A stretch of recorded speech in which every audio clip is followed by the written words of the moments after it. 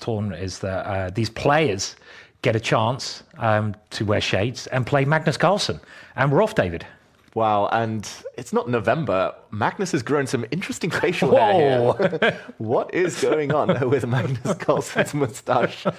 Well, he's playing black. He hasn't made a move yet. He's playing against an FM Olhovik here, who we now see appear. Magnus nearly got drawn again against the slayer of Carlsen last week, Bynum. They were seeds apart, very close. But okay, the game is off. And looks like a King's Indian defense. Yeah, very exciting opening, King's Indian. We always get a lot of action in this this particular variation, with black trying to attack on the king side and white often using that space advantage on the queen side. I'm still looking at that moustache, David. It's kind of freaking me out a little bit. Yeah, we're used to talking about Magnus's hair. That seems to be a weekly subject, but the facial hair, that's a rare one. I mean, I can't really talk, to be honest. But yeah, I mean, Magnus is always trying out new looks, and it's also great to have the cameras here of the players. And a pretty standard kind of position here. Yeah, pretty standard so far. Magnus taking a bit of time to decide whether or not to castle. This is one of those interesting positions where if Magnus does castle early, the temptation might be for white to start throwing pawns forward on that king side.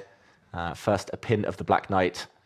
Magnus, he started playing this opening more and more in recent years, and I wouldn't associate it with Magnus too much. Like, it's a bit more dynamic. We're used to seeing him grind out endgames. He would go white expanding. He has embraced the chaos that tends to come with this opening. You've played it yourself, Simon.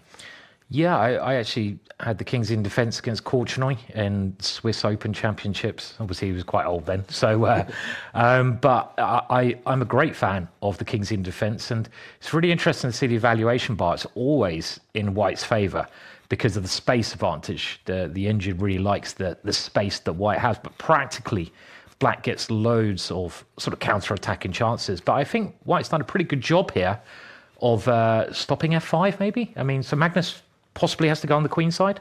Mm-hmm. Everything's covered. No pawn breaks for black. That's the normal move you want to play. Magnus is playing it very positionally now. The King's Indian bishop tends to be stuck behind its own pawn chain, so he's trying to trade it off for white's better bishop, leaving white with a bit of a silly piece, especially if the white pawns remain on light squares. Bishop on c2, not great. Magnus looks pretty happy. Big time advantage as well for white here. I mean, this, as you don't get increment at all, that can be very important. And this is a nice move. White would love to push his B pawn, the Barry pawn, but he can't do that easily now. Yeah, he has to keep the pawns defending each other. The black knight would have swooped in, hitting the white queen if he had been able to push forward with the B pawn. That now means that Olhovik here has a difficult choice. He cannot castle on the queen side.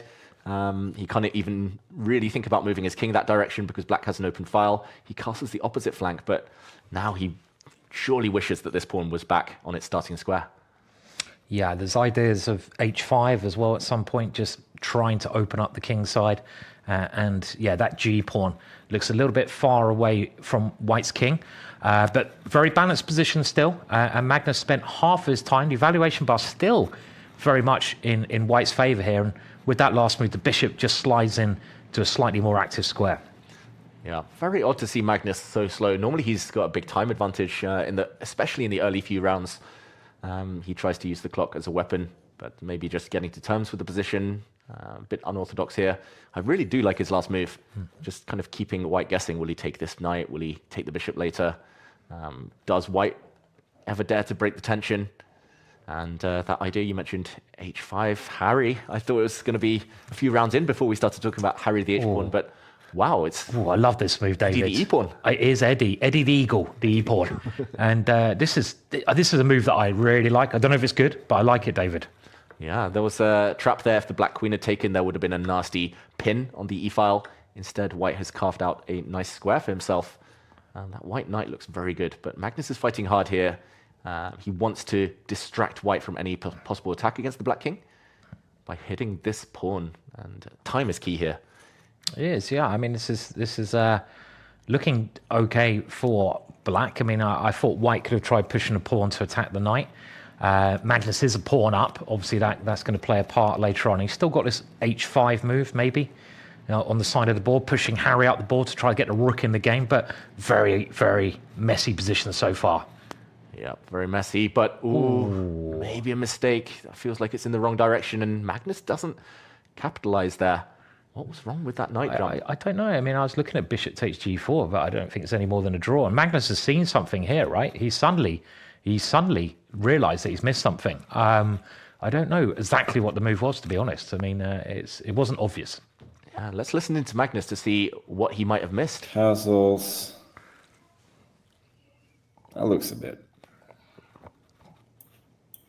Is that the point? Maybe I'll go here. Right. C2. Then. Okay, it feels like Magnus there was maybe discussing a position just a few moments ago. But it does look like he did miss this nice sacrifice. Bishop takes g4. Now that bishop's gone, meaning that Magnus might have to work a little bit harder to crack open the white king. He was very much focused on the moves there, the calculation. And now he's up on time for the first time in this game, Simon. Yeah, and his position looks quite comfortable now. I mean, I think white has to use this. That's a good move. Has to try using these pawns to open up the bishop. But there's that move, h5. Harry comes into play. Don't we just love a bit of Harry action, David? Exactly. Harry action and hairy action from Magnus Carlsen. As there we go. He does put pressure on the bishop now. It's going to be difficult to keep that h-file closed much longer. The pawn storm, it looks like the black pawns are the ones doing the business. Yeah, it's the white king which is now in trouble. I mean, if it was that g-pawn, you said it all along, David, that pawn that had gone a little bit too far, if you can move that back and place it in front of white's king here, then white would have good attacking chances in the long run. But Magnus lands that first blow, and you can see from his body language, he leant back, very comfortable. He kind of realizes now that he's got everything he wants, and white desperately trying to open things up, but it must be a bit slow here. The black king, quite safe. Oh, that black king is super safe. It's going to slide across. Okay, if it had been checked, it would have slid across. One final trick. A very nice one from Olhovik there, but Magnus is going to use his rook to block any checks now. There we go. The rook will step back and the bishop is gone. The h-file will be open. Looks like a free piece. Yeah, I mean, you know, the queen is coming. Oh, hang on a minute. What's happened here? Look at the pile there. It's changed somewhat, and the black king's also very weak here, David. Wow, Magnus is 1 or 2 moves away here from delivering checkmate. He was probably banking on ideas like queen takes pawn and coming in, giving the kiss of death to the white king, but suddenly white's creating counterplay. The black rook is the main defender. That's going to be eliminated.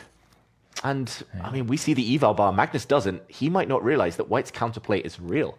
Yeah, 100% real. Whose king is weakest? It looked like the white's king, but now the black king, and Magnus is starting to realize with his time ticking under a minute. Could this be a massive shock again in round 1? Wow, almost unthinkable that Magnus would ever lose round 1 in Titled Tuesday. For it to happen twice in 2 weeks would be truly shocking. He runs away with his rook. Oh. Shake of the head. What's Magnus thinking about now? Well, the thing is, you've got c7 after a check on c4 or something. I mean, it's very dangerous. Who's going to land that blow first? White, 37 seconds left. Oh, he does give a check. And now surely, and there it is, with the idea of the white rook coming in and landing another check. Very tense. Wow, that would force the black king onto a square where it blocks the queen and rook combo. Magnus looks shocked in disarray here. He might have to be a bit cynical with the flagging. Yeah. 30 seconds for Olhovik here. Yeah, I mean, this is, but also there's a queen check here. There's loads of tempting moves for white, but he's got 20 seconds. You've got to flag here. This is why you have that. Okay, the queen diving in. 17 seconds. White is doing very well. Oh no! Oh my gosh! He's fallen. He's fallen for something nasty. 11 seconds. Olhovik only has one winning move. It's to push this pawn forward. He doesn't find it. 8 seconds. Magnus is going to survive. Now he plays it. But now, can Magnus keep advancing with his king? Can he take that pawn? Oh my God! Magnus is going to lose. Oh no! Queen takes knight was winning. Magnus got checkmated in that exact way last week, but not this time. Olhovik doesn't find the way. Magnus